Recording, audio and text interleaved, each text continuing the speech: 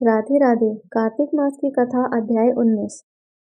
राजा पृथु ने पूछा, हे नारद जी, अब आप यह कहिए कि भगवान विष्णु ने वहां जाकर क्या किया तथा जलंधर की पत्नी का पतिव्रत किस प्रकार भ्रष्ट हुआ। नारद जी बोले, जलंधर के नगर में जाकर विष्णु जी ने उसकी पतिव्रता स्त्री वृंदा का पतिव्रत भंग करने का विचार किया।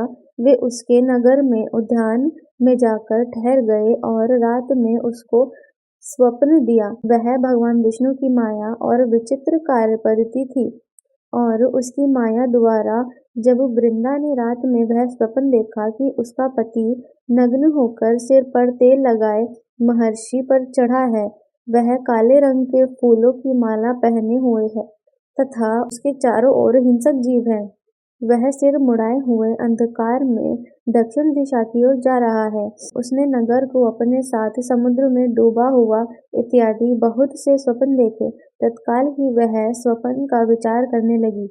इतने में उसने सूर्य देव को उदय होते हुए देखा तो सूर्य में उसे एक छिद्र दिखाई दिया तथा वह कांतिहीन था। इसे उसने अनिष्ट जाना और वह भयभीत हो रोती हुई छज्जे, अटारी तथा भूमि कहीं भी शांति को प्राप्त न हुई। फिर अपनी दो सखियों के साथ उपवन में गई, वहां भी उसे शांति नहीं मिली। फिर वह जंगल में निकल गई। वहां उसने सिंह के समान दो भयंकर राक्षसों को देखा, जिससे वह भयभीत हो भागने लगी।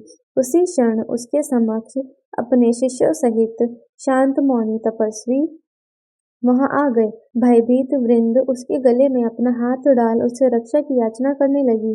मुनि ने अपनी एक ही हुंकार से उन राक्षसों को भगा दिया। वृंदा को आश्चर्य हुआ तथा वह भय से मुक्त हो मुनिनाथ को हाथ जोड़कर प्रणाम करने लगी।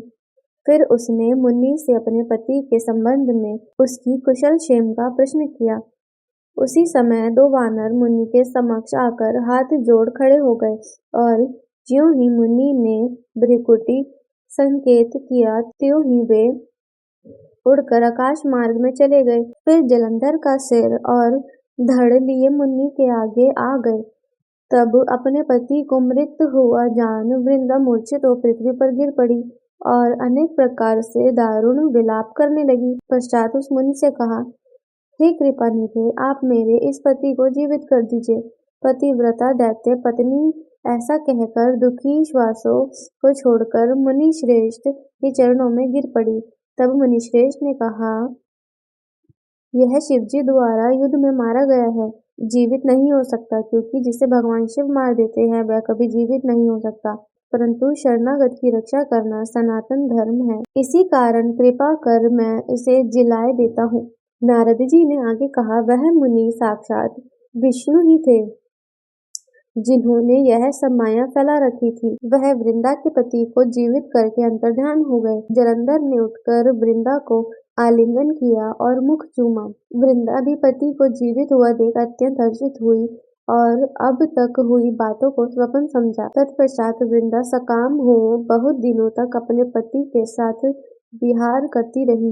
एक बार सूरत एवं संभोग काल के अंत में उन्हीं विष्णु को देखकर उन्हें ताड़ित करती हुई बोली, हे पराई स्त्री से गमन करने वाले विष्णु, तुम्हारे शील को धिक्कार है। मैंने जान लिया है कि मायावी तपस्वी तुम ही थे।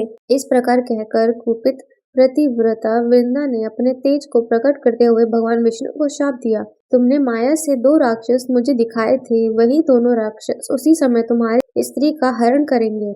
सर्पेश्वर जो तुम्हारा शिष्य बना है, यह भी तुम्हारा साथी रहेगा। जब तुम अपनी स्त्री को विरह में दुखी होकर विचरोगे, उस समय वानर ही तुम्हारी सहायता करेंगे। ऐसा कहती हुई पतिव्रता वृंदा अग्नि में प्रवेश कर गई। ब्रह्मा आदि देवता आकाश से उसका प्रवेश देखते रहे। वृंदा के शरीर का तेज पार्वती जी के शरीर में चला गया। पतिव्रता के प्रभाव से वृंदा ने मुक्ति प्राप्त करी। हे कार्तिक महाराज, इस कहानी को सुनते सभी भक्तों पर अपनी कृपा बरसाना। जय कार्तिक महाराज। राधे राधे।